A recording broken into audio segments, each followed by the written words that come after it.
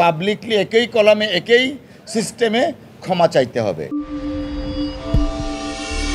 সোহাগ হত্যাকাণ্ডে বিএনপিকে জড়িয়ে সংবাদ প্রকাশ, দৈনিক যুগান্তরের সম্পাদককে 5 দিনের মধ্যে প্রকাশ্যে ক্ষমা চাওয়ার আইনি নোটিশ পাঠাল বিএনপি। আজ রবিবার এক সংবাদ সম্মেলনে এই তথ্য জানিয়েছেন বিএনপির আইন বিষয়ক সম্পাদক ব্যারিস্টার কায়সার কামাল। বিএনপির পক্ষ থেকে যুগান্তরের সম্পাদক আব্দুল হাই শিকদারকে 5 দিনের মধ্যে প্রকাশ্যে ক্ষমা চাইতে বলা হয়েছে।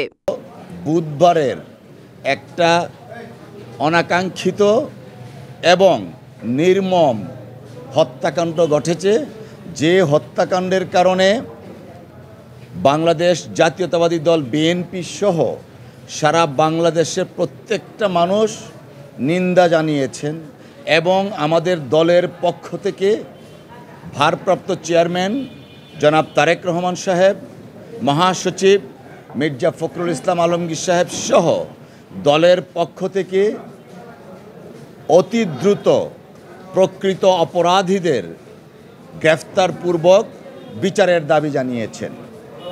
কিন্তু দুঃখজনক হলো যুগান্তর পত্রিকার একজন রিপোর্টার, যিনি পারপাসলি একটা রিপোর্ট করেছেন, সেই রিপোর্টে বিএনপিকে জড়িয়ে সরাসরি বিএনপিকে জড়িয়ে একটা নিউজ করেছেন।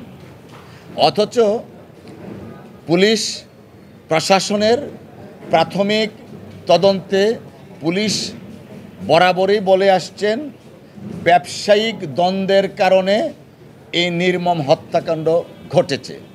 কিন্তু ওই যুগান্তর পত্রিকার ওই রিপোর্টে এসছে বিএনপির চাঁদাবাজির জন্য এই ঘটনা ঘটেছে।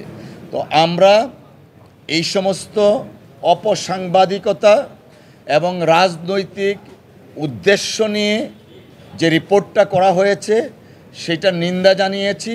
পাশাপাশি সম্পাদক সাহেবকে নোটিশ দিয়েছি আগামী 5 দিনের মধ্যে যদি উনি পাবলিকলি ক্ষমা না চান এবং যে জায়গায় এই রিপোর্টটা ছাপানো হয়েছে সেই একই জায়গায় ওনার পাবলিকলি একই কলামে একই সিস্টেমে ক্ষমা চাইতে হবে।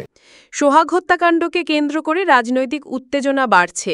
এরই মধ্যে দৈনিক যুগান্তরকে দেওয়া আইনি নোটিশ নতুন মাত্রা যোগ করেছে।